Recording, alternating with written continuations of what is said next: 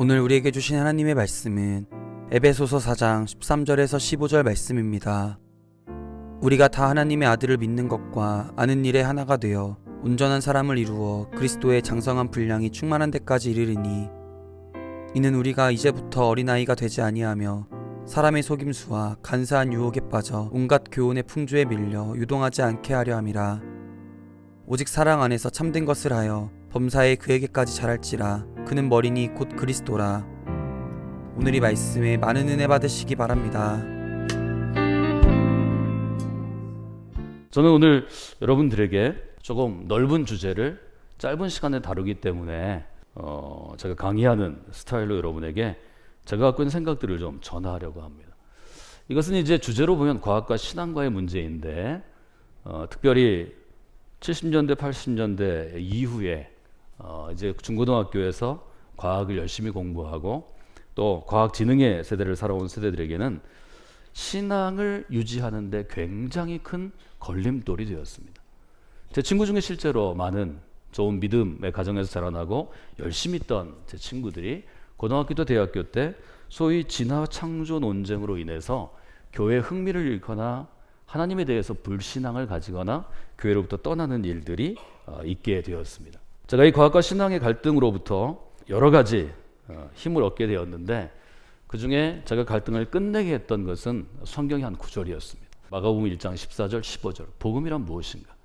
예수님이 갈릴리에 오셔서 적어도 2000년 전에 진짜 뭐라고 설교하셨나? 이거 궁금하잖아요. 그 복음을 딱 묶어놓은 것. 때가 이르렀습니다. 하나님의 나라가 손에 잡힐 듯 가까이 왔습니다. 이 소식, 이 복음을 믿어야 합니다. 회개해야 합니다. 이 네 가지가 예수님이 하신 일이었습니다. 이것 외에는 별로 얘기하신 게 없습니다. 우리는 말하자면 예수님의 이 고백 위에 세워져 있는 일종의 종교라기보다는 공동체라고 말씀을 드렸습니다. 공동체라는 건 뭘 얘기하나요? 공동 운명을 가진 사람들의 아주 끈끈한 가족과 같은 집합을 의미하는 거죠. 디모데후서 3장 15절, 16절, 17절은 아주 명확하게 성경이 어떤 책인지를 그냥 한글을 이해할 수 있는 사람은 알게 합니다. 이 두 가지가 중요하죠. 성경은 어떤 책이라고 얘기하나요? 성경은 믿음에 관한 책이라는 것입니다.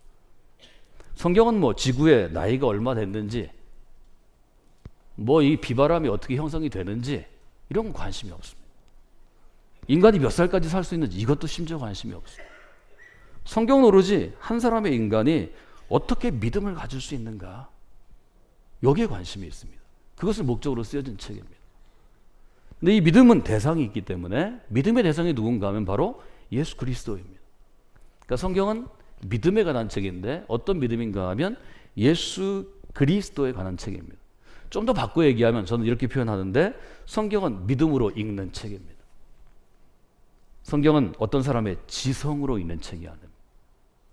성경은 언어로 읽는 책은 더욱더 아닙니다.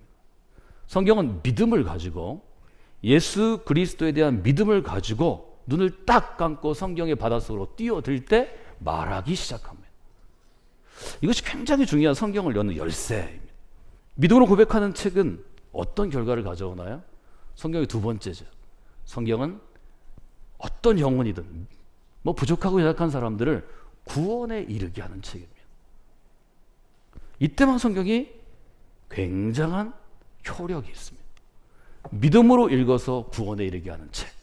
이것이 하나님께서 성경을 우리에게 주신 것입니다. 주신 이유와 목적입니다. 이것을 저는 New Interpretation이라고 규정했습니다.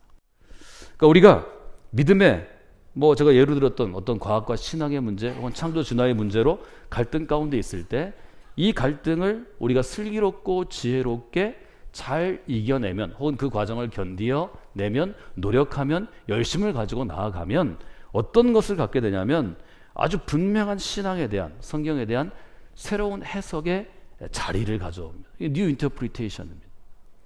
이 해석의 자리는 뭘 가능하게 하냐면 내가 인간을 보는 눈, 내가 과학을 보는 눈, 내가 세상을 보는 눈, 내가 정치를 보는 눈, 내가 경제를 보는 눈, 내가 음악을 보는 눈을 바꾸어 줍니다. 그것을 퍼스펙티브라는 전문 용어를 씁니다. New Interpretation, New Perspective.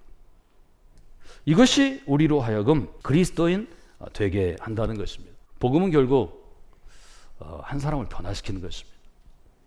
그리고 그 한 사람이 여러 사람을 변화시키면 결국 복음은 세상을 변화시키는 것입니다.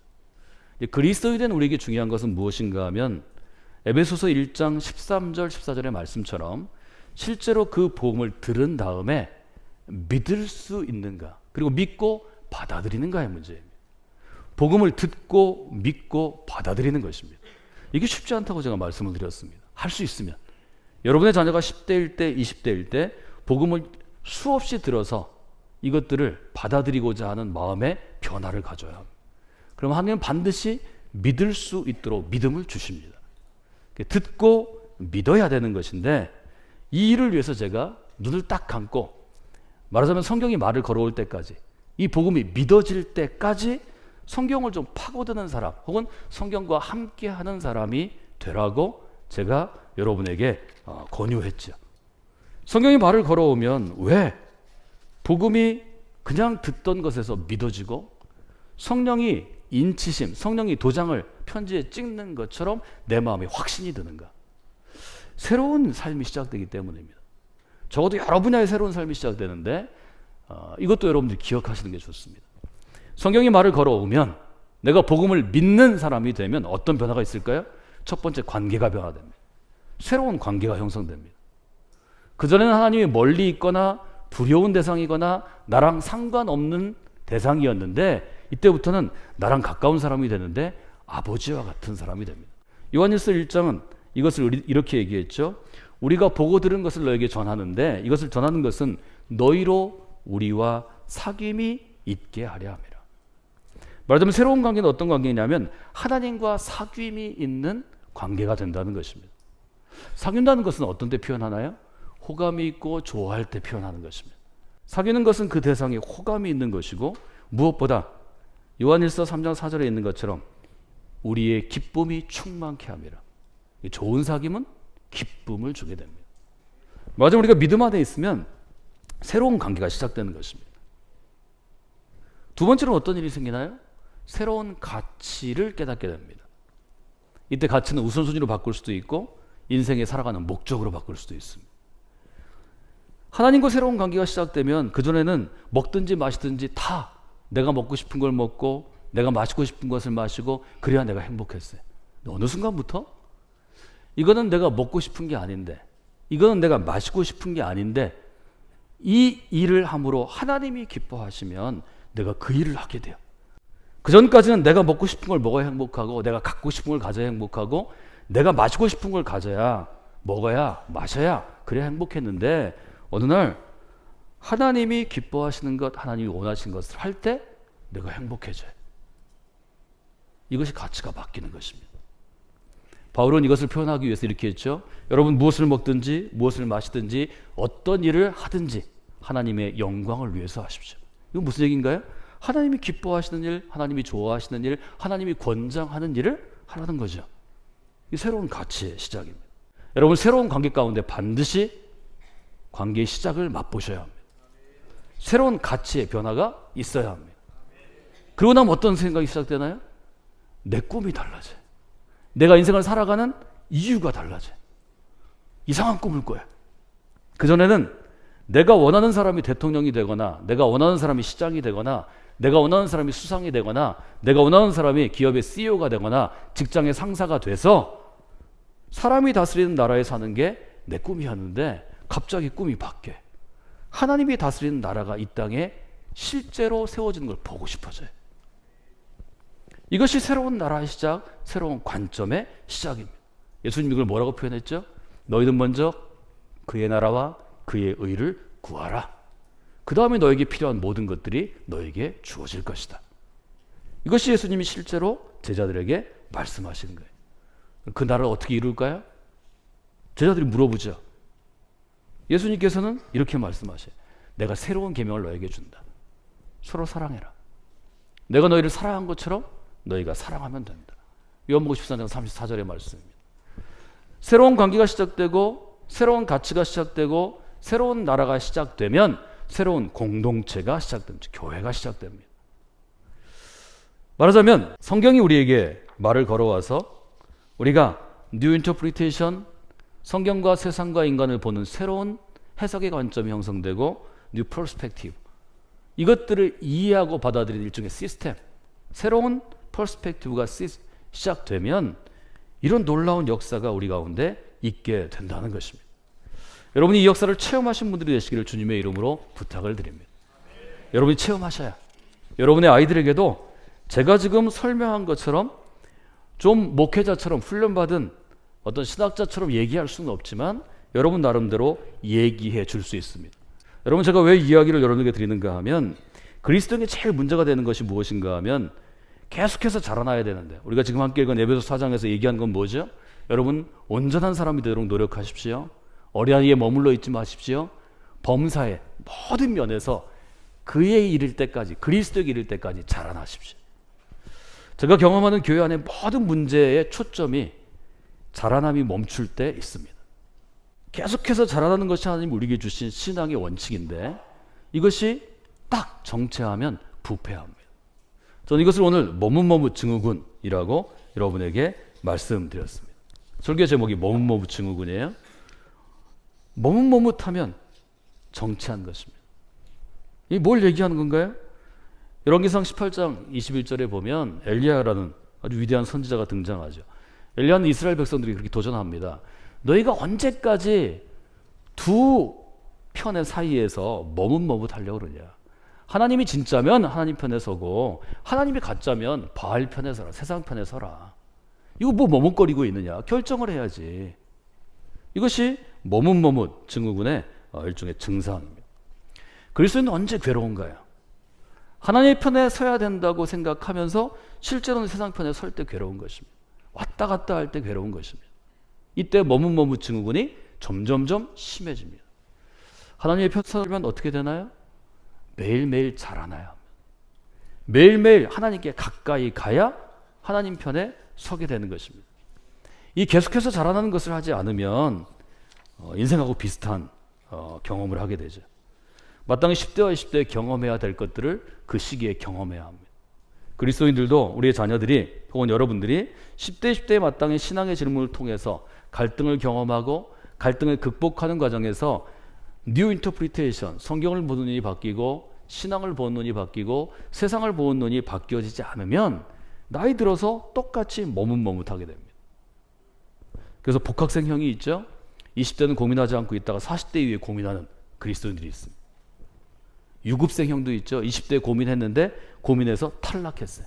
더 떨어져 있어요, 신앙. 이런 경우에 어떤 문제가 있는가 하면 머뭇머뭇 증후군과 같은 문제가 있는 거죠. 여러분, 그래서 우리는 계속해서 자라나야 합니다. 제가 성경이 말을 걸어올 때까지 하면 새로운 관계와 가치와 나라와 공동체가 시작된다고 말씀드린 것처럼 계속해서 자라나려면 어떻게 되나요? 눈 딱 감고 성경을 붙잡으라는 거죠. 베드로전서는 어떻게 얘기하나요? 갓난아이들처럼 순전하고 순수하고 신령한 거룩한 젖을 사모하십시오. 갓난아이가 젖을 사모하는 것처럼 신령한 말씀을 사모하면 자라난다는 것입니다. 여러분이 그런 분들이 되셔야 합니다. 여러분, 신령한 말씀을 정말 사랑하고 순전하고 신령한 말씀이 있으면 여러분들이 목숨을 바칠 정도로 사모해야 합니다. 여러분, 요 머뭇머뭇 증후군 때문에 정체 가운데 있다면 하나님의 도우심과 자비를 구하시는 게 마땅한 태도입니다. 여러분, 왜 예수님이 천국은 공격하는 사람들의 것이라고 얘기했을까요? 천국은 왜 침략하는 자, 침노하는 자들의 것이라고 얘기했을까요? 그것은 신앙생활에 있어서는 열심의 불을 끄는 것이 곧 부패하는 것이기 때문입니다. 신앙생활은 주님 앞에 서는 그날까지 우리가 아무리 노력해도 그리스도에까지 이를 수 없기 때문에 정말 최선을 다해서 노력해야 하는 것입니다. 성경은 우리한테 관중이 아니라 선수가 되라고 도전하는 것입니다. 너도 그리스도처럼 살아봐라. 그게 그리스도를 따르라는 도전에 대한 아주 분명한 자기 응답이죠. 예수님께서 분명히 얘기하신 거 여러분 다 기억하시죠? 아무든지 나를 따라오려거든 자기는 부인하고 자기 십자가를 지고 나를 따라와야 된다. 말하자면 성경은 우리한테 관중이 되라. 예수님이 얼마나 거룩하신지, 예수님이 얼마나 좋은 분이신지, 예수님이 얼마나 큰 능력으로 세상을 변화시키셨는지 보고 박수치고 사인받고 같이 사진 찍어서 집에 붙여놓고 그걸 하라는 게 아니죠. 너도 예수 그리스도처럼 살아봐라. 선수로 뛰어라. 이게 성경의 도전입니다. 저는 우리 교회가 수많은 관중들을 모으는 경기장이 되기를 원치 않습니다. 선수로 부름받은 사람들이 선수로 뛰기 위해서 훈련을 받는 트레이닝 센터가 되기를 원합니다. 저희 교회는 스테디움이 아닙니다. 교회는 선수로 부름받은 사람이 선수로 뛰기 위해서 훈련하는 훈련장입니다. 여러분 이 점을 아주 분명히 하셔야 합니다. 계속해서 자라나려면 첫 번째, 눈 딱 감고 신령한 젖 성경의 말씀을 사모해서 꼭 붙잡아 성경의 말을 걸어올 때까지 사모해야 합니다. 두 번째는 멋모하지 않고 제자로 살아가려고 결단하고 제자가 되어야 합니다. 여러분 멋모하는 것은 내게도 피해가 되지만 나의 멋모시 우리 교회 전체를 무너뜨릴 수도 있는 것입니다. 그래서 증후군, 신드롬은 무서운 것입니다. 여러분이 그래서 계속해서 자라나라 하는 에베소서 이 도전에 대해서 여러분이 오늘도 응답하시는 분들이 되셔야 합니다. 성경은 여러분에게 계속해서 자라나라고 도전합니다. 여러분 계속해서 자라나는 분들이 되시겠습니까? 여러분이 아멘으로 도전하셔야 합니다. 그러려면 머뭇머뭇하지 않고 제자로 살아가셔야 합니다. 그것이 예수 그리스도를 통해서 그리스도와 그의 신앙 공동체 교회를 통해서 우리에게 도전하시는 하나님의 질문이요 하나님의 명령이기 때문입니다. 여러분이 이 명령에 예로 대답하시는 귀한 분들이 되시기를 주님의 이름으로 부탁을 드립니다.